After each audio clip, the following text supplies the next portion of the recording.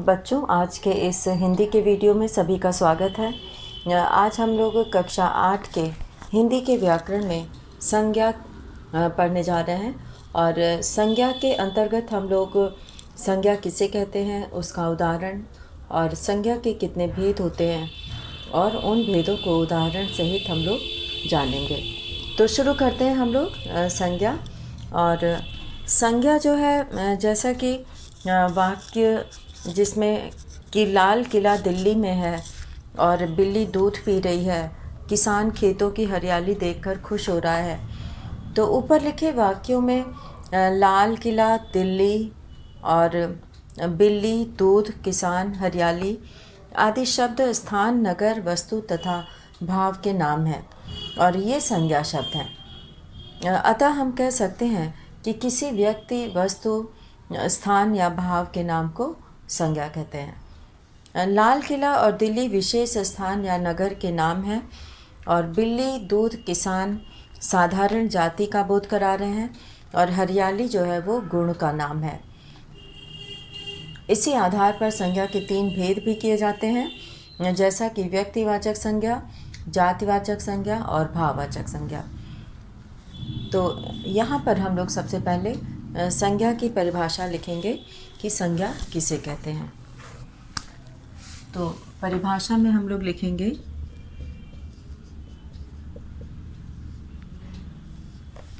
परिभाषा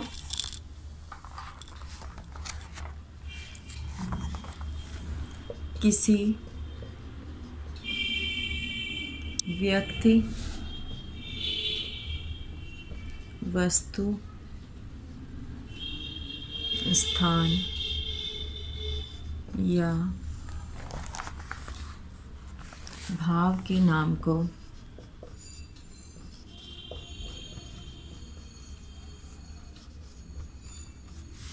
किसी व्यक्ति, वस्तु, स्थान या भाव के नाम को संज्ञा कहते हैं।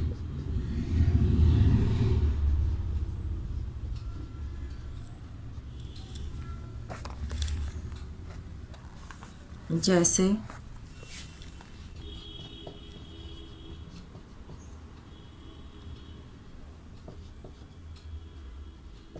लाल किला,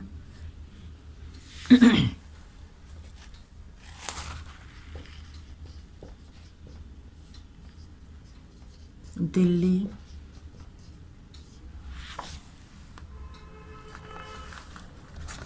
हरियाली दिल्ली,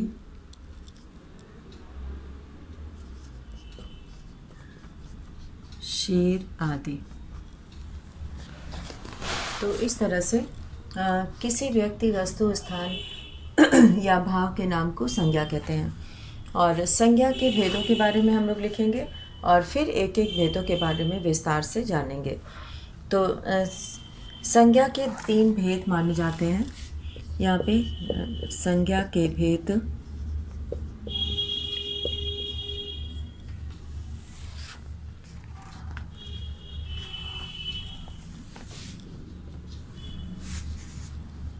भेद का अर्थ होता है प्रकार।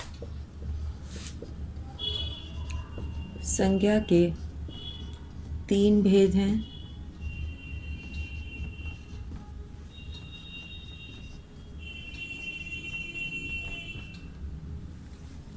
जिसमें कि पहला है व्यक्तिवाचक संज्ञा,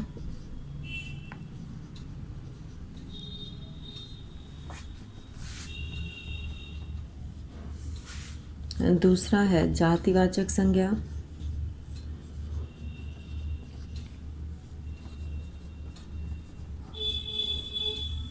और तीसरा है भाववाचक संज्ञा।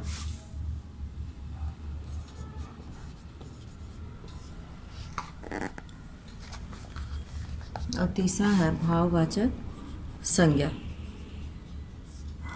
और अब हम लोग यहाँ पर देखेंगे कि व्यक्तिवाचक संज्ञा क्या है।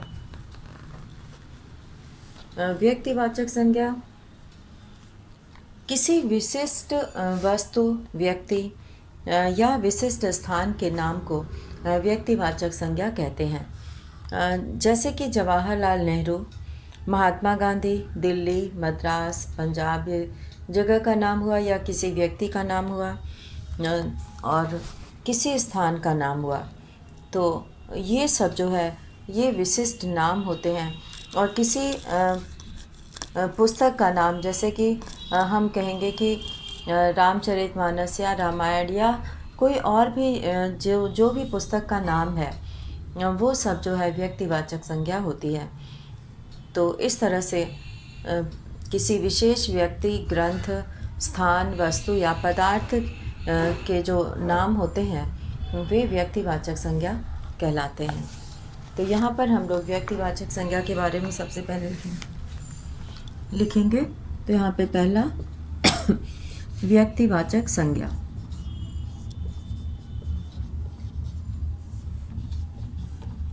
और व्यक्तिवाचक संज्ञा के अंतर्गत किसी विशिष्ट वस्तु,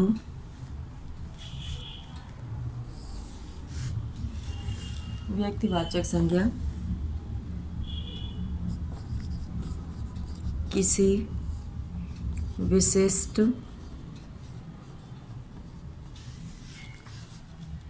वस्तु,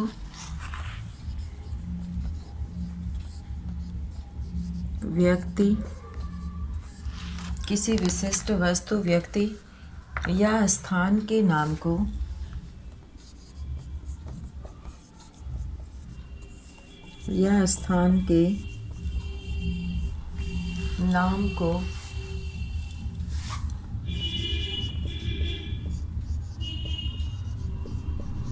व्यक्तिवाचक संज्ञा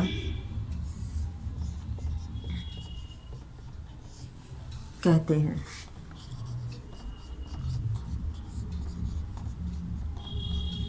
जैसे यहाँ पर बहुत से उदाहरण हैं। मोहन,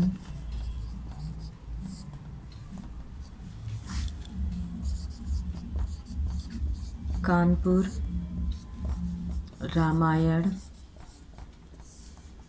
आदि।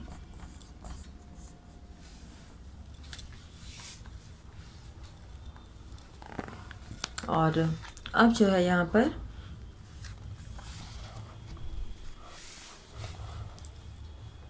जातिवाचक संज्ञा।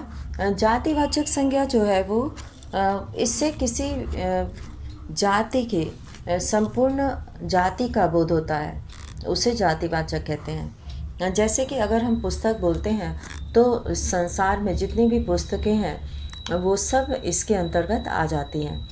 और जैसे कि हम पहाड़ बोलें या चिड़िया बोलें, पक्षी बोलें, पशु बोलें, तो जितने भी पशु हैं उसके अंतर्गत आ जाते हैं। तो इसे जो है हम लोग जातिवाचक संज्ञा कहते हैं।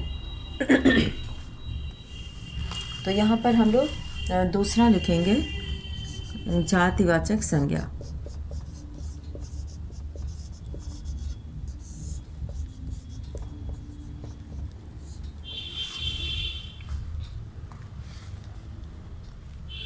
जिस शब्द से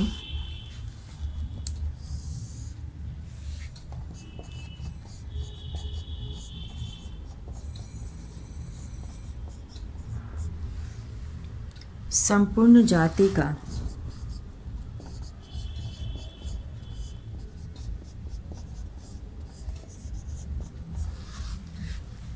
बोध होता है, जिस शब्द से संपूर्ण जाति का बोध होता है उसे जातिवाचक संज्ञा कहते हैं। उसे जातिवाचक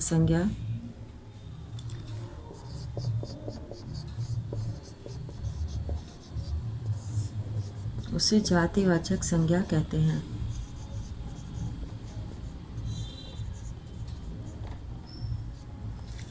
जैसे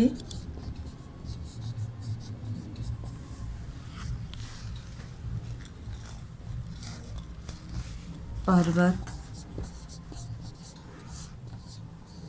पुस्तक, लड़की,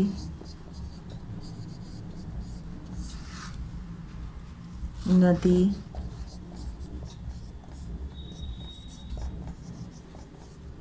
हाथी आदि।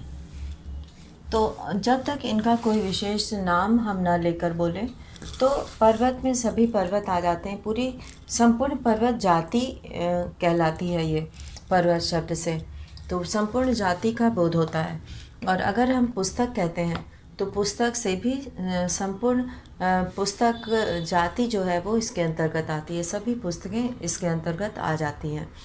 और इसी तरह से लड़की, नदी, हाथी, इन सभी से जाति का बोध होता है। और अब हम लोग यहाँ पर करेंगे भाववाचक संज्ञा। ऊपर हम लोग लिखेंगे भाववाचक संज्ञा। संज्ञा के तीनों भेदों के अंतर्गत 2 भेद हम लोगों ने किया है। और अब हम लोग यहाँ पर करेंगे तीसरा भेद। तीसरा जातिवाचक संज्ञा। जातिवाचक संज्ञा यहाँ पर भाववाचक संज्ञा। जातिवाचक संज्ञा हम लोग कर चुके हैं, यहाँ पर भाववाचक संज्ञा हो जाएगा।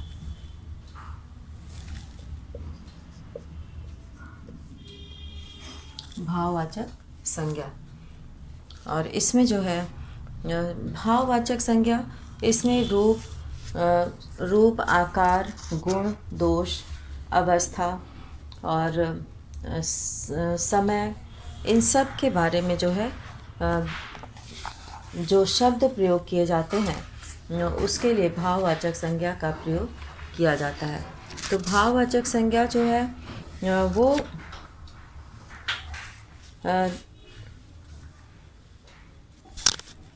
भाववाचक संज्ञा में किसी गुण, स्थिति, दशा, भाव या विशेषता के नाम को भाववाचक संज्ञा कहते हैं। जैसे मधुरता, सुंदरता और लंबाई, चौड़ाई, अमीरी, गरीबी, बुढ़ापा आदि। तो ये सब जो है वो भाववाचक संज्ञा है।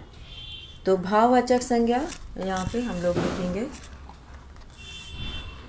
किसी गुण, स्थिति,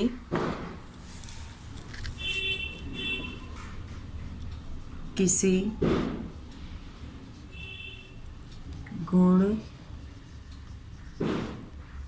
स्थिति, दशा, भाव या विशेषता के, दशा, भाव या विशेषता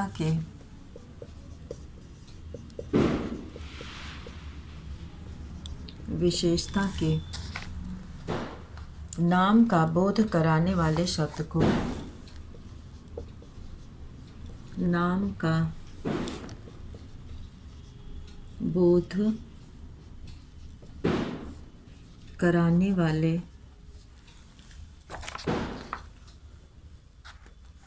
शब्द को भाववाचक संज्ञा कहते हैं।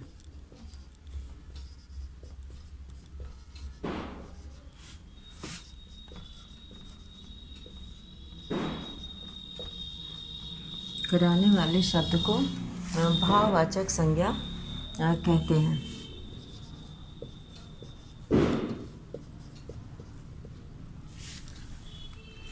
जैसे मधुरता,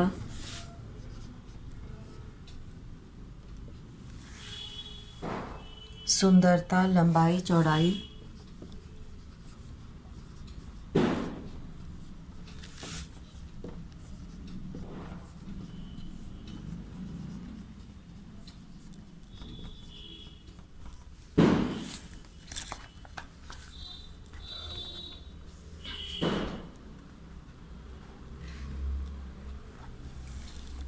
बचपन आदि। इसी तरह के और भी उदाहरण इसमें हो सकते हैं। तो भाववाचक संज्ञा जो है ये भाववाचक संज्ञा को जो है कुछ शब्द अपनी मूल प्रकृति से ही भाववाचक संज्ञा होते हैं, परंतु ऐसे शब्द भी हैं जिन्हें दूसरे प्रकार के शब्दों से बनाया जाता है। हिंदी में 4 प्रकार के विकारी शब्दों तथा अव्ययों से भाववाचक संज्ञा बनती है, जैसे जातिवाचक संज्ञा, सर्वनाम, विशेषण, क्रिया और अव्यय। जातिवाचक संज्ञा से जैसे अतिथि, नर, पशु, ब्राह्मण, इंसान से इंसानियत, वो भाववाचक संज्ञा हो गई। बूढ़ा से बुढ़ापा, और बूढ़ा जो कि है वो जातिवाचक संज्ञा है। और ठाकुर, ठकुराई, और प्रभु से प्रभुता, प्रभुत्व, हिंदू से हिंदुत्व, ये सभी जो है ये भाववाचक संज्ञा इससे बनते हैं। तो यहाँ पर हम लोग कुछ उदाहरण देखेंगे इससे।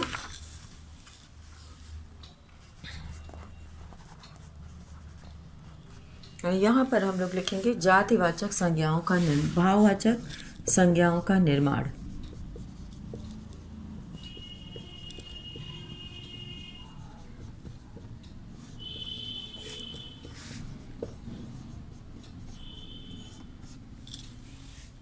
इसमें जो है हम लोग सबसे पहले देखेंगे जातिवाचक संज्ञा से भाववाचक संज्ञा।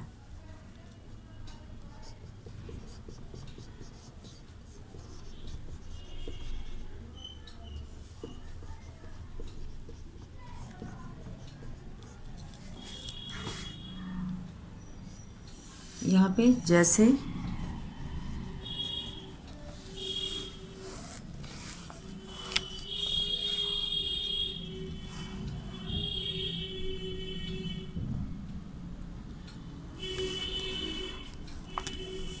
इंसान,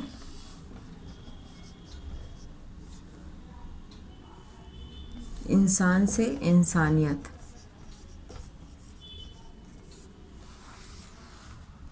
बूढ़ा से बुढ़ापा,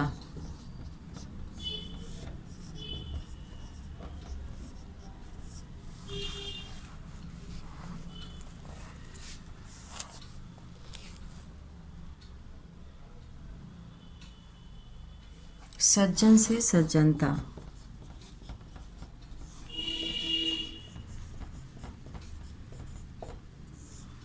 तो इस तरह से यहाँ पर भाववाचक संज्ञा जातिवाचक संज्ञा से बनाई जा सकती है। और अब हम लोग अगला देखेंगे। यहाँ पर हम लोग सर्वनाम से भी भाववाचक संज्ञा बनता है। दूसरा सर्वनाम से,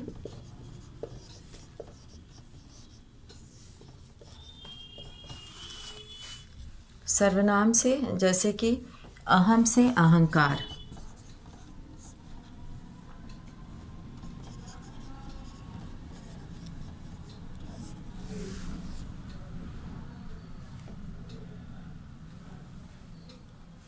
मम से ममता,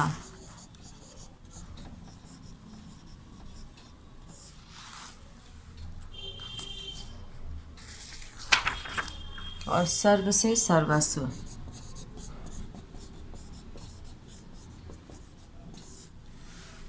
और अब यहाँ पर हम लोग करेंगे सर्वनाम से हो गया, और अब विशेषण से। विशेषण से भाववाचक संज्ञा।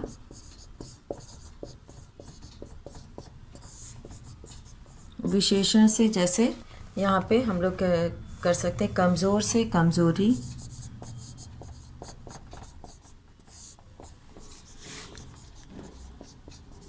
कमज़ोरी भाववाचक संज्ञा हो गई। और गरीब से गरीबी,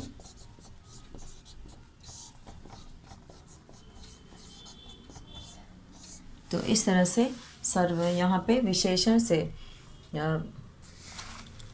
भाववाचक संज्ञा बनाया गया। और क्रिया से भी भाववाचक संज्ञा बन सकती है। तो क्रिया से हम लोग भाववाचक संज्ञा बनाएंगे।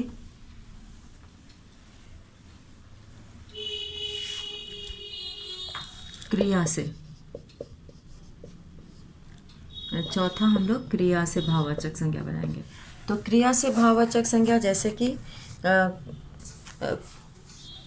खोजना से खोज, खोजना क्रिया है, तो खोजना से खोज जो है वो भाववाचक संज्ञा हो गई। और काटना से कटाई,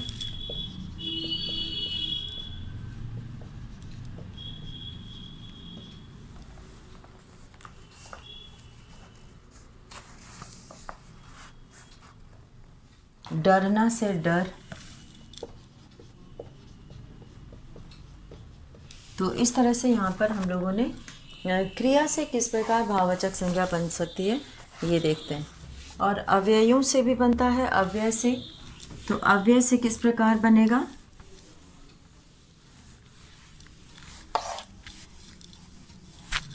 यहाँ पर अव्यय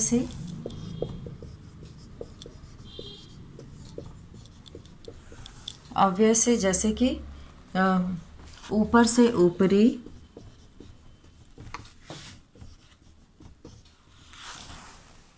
देर से देरी,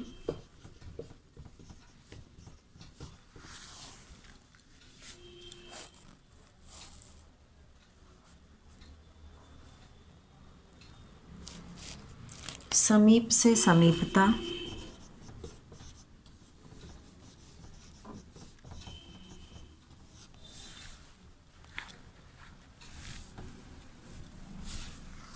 तो इस तरह से हम लोग यहाँ पर आज संज्ञा के अंतर्गत हम लोगों ने देखा कि किस प्रकार संज्ञा की परिभाषा क्या होती है और उसके भेद कौन कौन से हैं और भाववाचक संज्ञा कैसे बनाई जाती है। तो इसी के साथ आज का वीडियो यहीं समाप्त करते हैं। धन्यवाद।